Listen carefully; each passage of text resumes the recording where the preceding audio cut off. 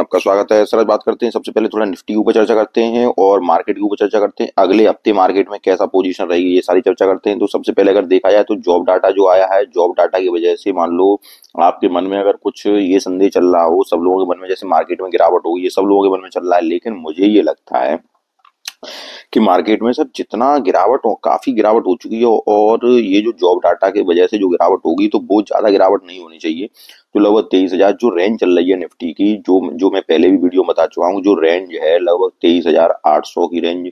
ठीक है सर, उसके बाद ऊपर जो रेंज चल रही है 24,500 की रेंज। तो मार्केट इसी रेंज में ही कंसोलिडेट करना चाहिए। अगर नीचे मार्केट आएगा, हो सकता है शुरू के वर्ष में कुछ गिरावट हो, या हो सकता है जितनी गिरावट हो, ठीक है सर, क्योंकि जॉब डाटा की वजह से गिरावट होगी। अगर गिरावट होगी तो वो मुझे यही लगता है कि 23,800 के पास जो सपोर्ट है वहां तक ही होगी।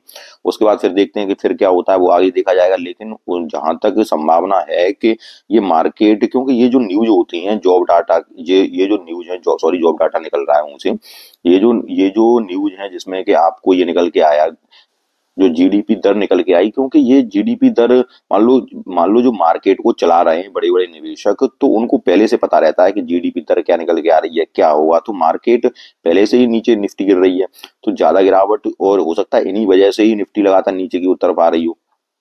तो ये जो फैक्टर इन पूरा हो चुका है, तो मुझे नहीं लगता कि यहाँ से ज्यादा गिरावट होगी। वही जो रेंज चल रही है 23,800 और 24,500, इसी रेंज में ही कंसोलिडेट मार्केट को करना चाहिए।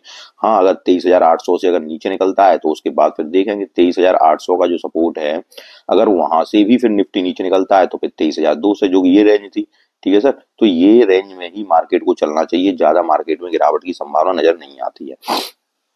अब आगे चलते हैं। आगे अगले हफ्ता में काफी कुछ बड़े बड़े इवेंट होने वाले हैं, तो उन पे भी देखते हैं। तो सबसे पहला इवेंट है कि एक आरबीआई की मीटिंग होने वाली है। ठीक है सर, आरबीआई की जो मीटिंग होगी वो होगी लगभग 6 दिसंबर को मीटिंग होगी, 6 दिसंबर को। अब ये 6 दिसंबर में देखते हैं क्या निर्णय निकल के आते हैं। तो दिसंबर में ऊपर से अगर बताया जाए कि तो दिसंबर माह में मार्केट का जो मूड होता है दिसंबर में, वो मूड अच्छा ही होता है अभी तक। अब इस बार दिसंबर में देखते हैं क्या मूड होता है, क्योंकि अगर देखा जाए तो अक्टूबर और नवंबर में एफआईआई की तरफ से जो सेलिंग हुई है, अब वो भी सेलिंग प्रेशर थोड़ी कमी होती जा रही है। सेलिंग तो हो रही है, पिछले पिछले ट्रेडिंग सेशन में भी सेलिंग हुई है, और इस बार भी सेलिंग। देखते हैं अब कितनी सेलिंग, इस हफ्ते क्या सेलिंग होती है। उसके बाद उसके बाद अगर देखते हैं तो काफी कुछ जो जो तनाव जो चल रहे। उसके बाद वैश्विक स्तर पर अगर देखें तो रूस और यूक्रेन के बीच जो तनाव चल रहा है, तो वो भी एक चिंता की स्थिति बनी हुई है। ठीक है सर, रूस और यूक्रेन के बीच। अब यहाँ पे अगर देखें तो हाल फिलहाल जो देखा जाए तो बॉन्ड यील्ड में, जो हाल फिलहाल अगर देखते हैं तो अमेरिकी बॉन्ड यील्ड में कमी आई है। ठीक है, अमेरिकी बॉन्ड यील्ड में। उसके बाद इंडेक्स में जो कमी आई है, डॉलर के इंडेक्स में और अमेरिकी बॉन्ड में जो कमी आई है, उससे जो उभरते हुए बाजार हैं उनमें थोड़ा सा अब जब इनमें कमी आई है, तो इनमें ये उभरते हुए बाजारों के लिए अच्छा संकेत है। थोड़ा सा अगर उभरता हुआ बाजार, जैसे उभरते हुए बाजार अगर हम बात करें तो जैसे अपना भारत का बाजार है, ठीक है सर, तो भारत के बाजार जो उभरते हुए बाजार है, इंडियन मार्केट है, तो इन मार्केट के लिए अच्छी खबर है, क्योंकि बॉन्ड यील्ड में कमी आई है। उसके बाद अमेरिकी डॉलर में जो बॉन्ड यील्ड में कमी आई है, तो इस वजह से भी तो थोड़ा सा मतलब उभरते हुए मार्केट के लिए अच्छा है। उसके बाद अगले हफ्ते अगर हम देखते हैं तो कुछ जैसे जॉब डाटा वगैरह आएंगे, तो उन जिसमें अगले हफ्ते अगर शामिल है तो अगले हफ्ते अमेरिका का जॉब डाटा भी आएगा, तो वो भी कुछ महत्वपूर्ण कारण हो सकते हैं कि अगले हफ्ता देखते हैं कैसा बाजार चलता है, निफ्टी कैसा चलता है, मार्केट अपना कैसा चलता है। वैसे जहां तक होता है कि दिसंबर के माह में मार्केट को थोड़ा अच्छा ही चलता है, ठीक ठाक ही चलता है अभी तक अगर देखा जाए। अब देखते हैं आगे कल का जो नया ट्रेडिंग सेशन शुरू होने वाला है, उसमें देखते हैं कि मार्केट किस प्रकार का चलता है यहाँ से। अब आपके लिए कुछ कुछ दो स्टॉक्स पे ऊपर न्यूज लेके आया हूँ, जिनमें कि एक तो आरबीएनएल स्टॉक है। ठीक है सर, दूसरा स्टॉक है आपको मार्सन्स स्टॉक के लिए बहुत ही काफी इसमें इनबू आ रही है कि मार्सन्स स्टॉक में अब क्या होगा। तो दोनों स्टॉक चर्चा करेंगे। सबसे पहले हम चर्चा करते हैं आरबीएनएल स्टॉक्स की तरफ। तो आरबीएनएल स्टॉक को देखते हैं। यहाँ से अगर न्यूज की बात करें तो एक आरबीएनएल के लिए एक अच्छी न्यूज आ रही है कि आरबीएनएल को पंजाब सरकार की ओर से एक ऑर्डर मिला है, और इस ऑर्डर की जो कीमत है वो 642.57 का, कितने का, 642.57 करोड़ का ऑर्डर मिला है उसको। ठीक है सर, अब इस ऑर्डर की वजह से हो सकता है शेयर में कल के दिन की ट्रेडिंग सेशन में आरबीएनएल के शेयर में थोड़ी सी आपको ऊपर की ओर उछावट देखने को मिल जाए। अब देखते हैं आरबीएनएल, अगर आपने आरबीएनएल का शेयर ऐड नहीं किया है तो देखते हैं आरबीएनएल का शेयर आपको किस प्राइस पे ऐड करना है। अगर है आपके पास तो स्टॉक में बने रहिएगा। तो आरबीएनएल शेयर को देख, अब हमारे आरबीएनएल शेयर की तरफ सर एक बात और मैं आपको थोड़ा समझा दूं कि चाहे रेलवे के कोई भी स्टॉक हुए जो आपके पास हैं, चाहे आरबीएनएल हुआ, चाहे आपका आईआरएफसी हुआ, चाहे आपका जुपिटर वेगन हुआ, चाहे आपका टीटागढ़ हुआ, उसके बाद चाहे जो मैं मतलब ये कहना चाह रहा हूँ, रेलवे के जो भी शेयर हैं रेलवे में और डिफेंस में, ठीक है सर, ये जो गिरावट हो रही है ये निफ्टी के कारण गिरावट हो रही है, क्योंकि अपना मार्केट ही गिर रहा है। जब मार्केट गिर रहा है तो इन स्टॉक्स में गिरावट हो रही है। तो रेलवे डिफेंस के जो भी स्टॉक हैं, आपको बिल्कुल पैनिक नहीं करना है, और इन स्टॉकों में मौका मिल रहा है सर। ये जो अब आप ये देखिए कि ये जो टाइम होता है जब मार्केट ऊपर की तरफ तो सभी टिके रहते हैं, जब मार्केट नीचे की तरफ आता है तो यही आपके पेशेंस की परीक्षा होती है सर। इस मार्केट के गिरावट के दौर में अगर आप टिक गए मार्केट में तो मार्केट में आप पैसा बना लेंगे, और अगर आप नहीं टिक पाए तो मार्केट आपको बाय बाय कर देगा। तो आपको ये याद रखना है कि इस गिरावट के दौर में ही आपको मार्केट में टिकना है। ये बात कहा जाता है कि आपको पता हो कि मात्र 5% लोग ही फायदा ले पाते हैं मार्केट से, ठीक है सर। ये बात बिल्कुल सत्य है। और ये क्यों सत्य है? क्योंकि काफी लोग ऐसे होते हैं जो नीचे मार्केट जब गिरता है, ऊपर तो क्या होता है कि ऊपर तो वो चढ़ते हैं तब थोड़ा अच्छा लगता है, लेकिन जब नीचे की ओर मार्केट गिरता है तो वहां पैनिक करते हैं, और पैनिक करते हैं उसमें अपने स्टॉक्स बेचते हैं। तो आपको सर एक बात आपको याद रखनी है कि जो लोग पेशेंस से मार्केट में बने रहते हैं तो वो कुछ ऐसे स्टॉक्स में भी फायदा उठा ले जाते हैं जिनका फंडामेंटल अच्छा नहीं होता है। ये बात आप याद रखिए, जिनका फंडामेंटल अच्छा नहीं होता है तब भी आप उन स्टॉक्स में पैसा पैदा कर लेते हैं। इसलिए आपको पेशेंसली होल्ड करना है स्टॉक्स को। रेलवे के स्टॉक्स हैं, कोई भी स्टॉक्स हैं जो आपके फंडामेंटल के मजबूत स्टॉक हैं, उनको आप पेशेंसली होल्ड करिए। और अगर आपके पास पैसा है, अब एक रिटेल इन्वेस्टर की समस्या ये होती है कि वो ऐसा क्या होता है, पैसा पूरा पहले ही लगा चुके होते हैं, पैसा पूरा उन्होंने पहले ही लगा दिया। अब क्या है कि अगर उनके पास पैसा नहीं है तो आराम से शांति से मोबाइल बंद करके बैठ जाइए, और जब मोबाइल बंद करके आप बैठोगे तो आपको कोई जरूरत ही नहीं है उसको देखने की, क्योंकि अभी मार्केट में गिरावट का दौर नीचे की ओर चल रहा है। तो वो जब ऊपर की ओर जाएगा तो ऊपर की ओर जाएगा, वहां आप पैसे बनाइएगा, ठीक है सर। और यही स्टॉक, जो स्टॉक अभी नहीं चल रहे हैं, यही स्टॉक आपको बम्पर रिटर्न देंगे, चाहे रेलवे के हुए, चाहे डिफेंस के हुए। इन स्टॉकों में नित नई न्यूजें आती जा रही हैं, रोज नए नए ऑर्डर मिलते जा रहे हैं। तो इनमें क्या प्रॉब्लम है, ठीक है सर। इन स्टॉकों को आप उठाते जाइए, आलतू फालतू के फंडामेंटल जिनके अच्छे नहीं हो उन स्टॉकों को बाय बाय करिए। मैं हमेशा कहता हूं कि अच्छे स्टॉकों को ही आपको पिक करना है, बढ़िया स्टॉकों को ही पिक करना है, और स्टॉकों में धीरे धीरे खरीदारी करनी है। ये बात आप याद रखिए, 3 भागों में खरीदारी करनी होती है। इन भागों बातों को याद रख लीजिए। और एक बात और आप याद रखिए, क्या कि कभी भी ऐसे स्टॉकों को मत देखिए जो देखो मार्केट के साथ जो गिरे, जो एक एक ऐसे तरह के स्टॉक होते हैं जो मार्केट के साथ बढ़ते हैं, जो मार्केट के साथ गिरते हैं, ठीक है। तो उन स्टॉकों में तो कोई दिक्कत नहीं होती है।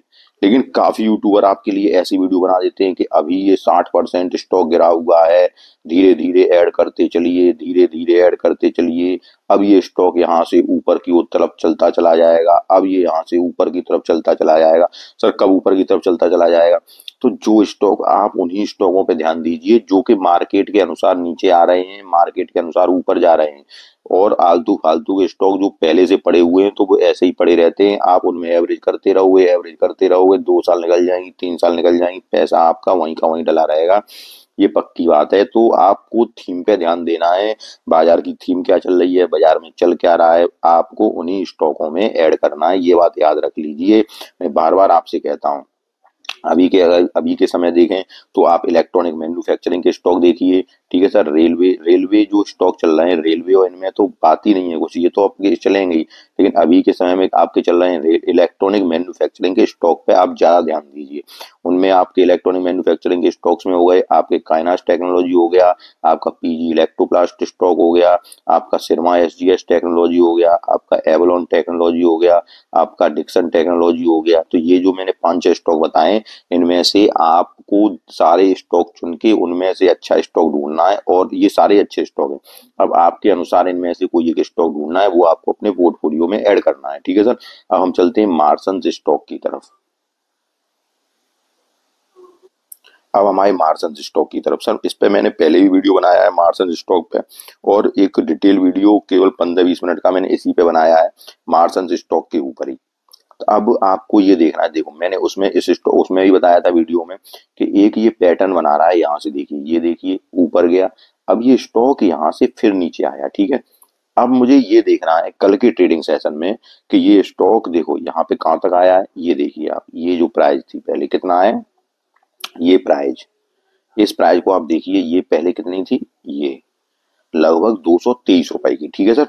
तो 223 रुपए की जो प्राइस थी, 223 रुपए की जो प्राइस थी, कल के ट्रेडिंग सेशन में मुझे ये देखना है कि ये स्टॉक अब इस 223 की प्राइस को लेके नीचे की तरफ तो नहीं आ रहा है। अगर ये स्टॉक यहाँ से अगर नीचे की तरफ आता है, कहाँ से, मतलब 223 को, कल के वीक की देखनी है कि कल के वीक का जो पहला सेशन बनना है ट्रेडिंग सेशन, उसमें कहीं ये स्टॉक 200 की तरफ तो नहीं आ रहा है, ठीक है सर। 210, ये आप याद रखिए कि अगर स्टॉक 210 की प्राइस से नीचे गया, ठीक है सर, 210 की प्राइस पे सपोर्ट है, इसका सपोर्ट है 210 की प्राइस पे, ठीक है। अगर ये स्टॉक 210 की प्राइस से नीचे गया कल के ट्रेडिंग सेशन में, तो स्टॉक फिर आपको 198 की तरफ भी जाता दिख सकता है, आप ये याद रखिए। मैंने आपको इसमें दो ही पैटर्न बताए थे कि स्टॉक या तो ये डब्ल्यू पैटर्न बनाएगा, यहाँ से फिर डब्ल्यू पैटर्न के लिए ये 220 का है, देखिए 220, ठीक है सर। और ये अगर अभी ये यहीं पे है, लगभग 220-22 पे है, ठीक है। तो डब्ल्यू पैटर्न के लिए यहाँ से अब कल के जो वीक है वो ऊपर की तरफ जाना चाहिए, ऊपर की तरफ कहाँ, जैसे कल के लिए ये हाई लगाना चाहिए लगभग 250 या 260, ये जो वीक, ये जो कैंडल बन रही है, इसके ऊपर की तरफ थोड़ा बहुत जाना चाहिए, ठीक है। आपको बात समझ में आ रही है? अगर ऊपर की तरफ जाता है फिर अगर नीचे आ जाता है तो कोई बात नहीं है, लेकिन यहीं से नीचे की तरफ जाता है, यहाँ से नीचे आता है और 210 की तरफ चला जाता है, तो फिर ये स्टॉक को आप समझ लीजिए कि ये स्टॉक 190 के लगभग पास जाने को तैयार दिख रहा है, 200 की रेंज को ब्रेक करता हुआ दिख रहा है। अब कल के ट्रेडिंग सेशन में देखते हैं कल के ट्रेडिंग सेशन में क्या होता है, उसके बाद अगर ये स्टॉक आएगा तो कल फिर मैं एक छोटा सा वीडियो बना दूंगा इसके ऊपर, उसको आप देखना, और अगर कुछ आपको समस्या हो तो आप पूछ सकते हैं कमेंट में, उसमें मैं आपको बताने की कोशिश करूंगा, ठीक है सर। लेकिन ये मत पूछा करिए कि अब हम इसमें से सर एग्जिट हो जाएं, कि सर ये मैं सोशल मीडिया है, इसमें ना मैं आपको ये बता सकता हूँ कि इस स्टॉक में से आप एग्जिट हो जाइए, ना मैं आपको ये कह सकता हूँ, इस सोशल मीडिया के जो कमेंट वाले सेक्शन आते हैं उनमें ना आपको ये कह सकता हूँ कि इस स्टॉक को आप बाई कर लीजिए। हाँ, जो मैं बता रहा हूँ मैं आपको वीडियो में पूरी जानकारी देने की कोशिश कर रहा हूँ, उसके बाद आप इसको अपने आप डिसाइड कीजिए, क्योंकि ऐसा होता है कि देखो आपने लिया है, मान लो स्टॉक लंबे समय के लिए लिया है और आप उस स्टॉक को लगभग 2 साल के लिए भी रख सकते हो, ठीक है। तो आप उस स्टॉक को रख सकते हो, लेकिन कई लोग, अगर मैंने आपको, कई लोग ऐसे होते हैं जो कि जिनका व्यू होता है 4 महीने का, ठीक है। अब आप मुझे मैसेज करते हो कि सर अब इसको एग्जिट कर लूं, क्या कर लूं। सर मुझे आपकी पूरी कंडीशन पता नहीं है कि आपने स्टॉक लंबे समय के लिए लिया है या शॉर्ट टर्म के लिए लिया है या लॉन्ग टर्म के लिए लिया है, या आप स्टॉक को कितने दिनों तक रख सकते हो, तो मुझे पूरी कंडीशन पता नहीं है। तो मैं इसमें क्या बता सकता हूँ, अगर मैं कोई भी कमेंट आपका कर देता हूँ कि इसको सेल करना चाहिए, तो और भी लोगों से देखेंगे तो फिर वो सोचेंगे कि ये सेल की दे रहा है। अगर मैं कह देता हूँ इसको बाई करना चाहिए, तो और भी लोगों से देखें, क्योंकि हर हर एक इंसान इंडिविजुअल है, वो आपको कैसा पैसा खर्च कर रहा है, कितने दिनों के लिए खर्च कर रहा है, वो उसके ऊपर निर्भर करता है। तो जब उससे हमें पता चलता है कि इंडिविजुअल ये क्या है, कितने दिनों के लिए ले रहा है, क्या कर रहा है, लॉन्ग टर्म के लिए ले रहा है, क्या नहीं कर रहा है। वैसे लॉन्ग टर्म में कंपनी का, मैंने पहले ही बताया था कि कंपनी का बिजनेस अच्छा है, ठीक है सर। ट्रांसफार्मर कंपनी बनाती है, और ट्रांसफार्मर कंपनी जो बना रही है, जो पावर सेक्टर की कंपनियां हैं जो कि ट्रांसफार्मर वगैरह का निर्माण कर रही हैं, तो कंपनी का बिजनेस अच्छा है। अब कंपनी का बिजनेस अच्छा है, चूंकि कंपनी इतने दिनों तक, अब ये आप देखिए इतने दिनों तक ऊपर गई है, तो हो सकता है थोड़ा कंसोलिडेट तो करेगी, यहाँ आके कंसोलिडेट करे जोन में, जब कंसोलिडेट करेगी तब फिर ऊपर की ओर जाएगी। तो अब आपने किस प्रकार के लिए लिया है तो ये मुझे नहीं मालूम है, तो सारी कुछ मैं जानकारी आपको वीडियो में ही दे रहा हूँ। कंसोलिडेट कर सकता है स्टॉक, यहाँ से मान लो ये देखो पैटर्न बना रहा है, जब कोई स्टॉक पैटर्न बनाता है तो अब इस स्टॉक में हो सकता है कि इस जोन में कंसोलिडेट करे। ये जो जोन आ रहा है, मान लो ये जो जोन आ गया, आपको समझ में आ रहा हो, तो इस जोन में कंसोलिडेट कर सकता है, तो उसमें टाइम भी लग सकता है। अब उसमें टाइम कितना लग सकता है ये सर किसी को नहीं मालूम है, ठीक है सर। तो मैंने आपको सारी जानकारी कोशिश देने की कोशिश की। अगर आपको वीडियो पसंद आया हो तो वीडियो को लाइक कीजिए, चैनल को सब्सक्राइब कीजिए। धन्यवाद।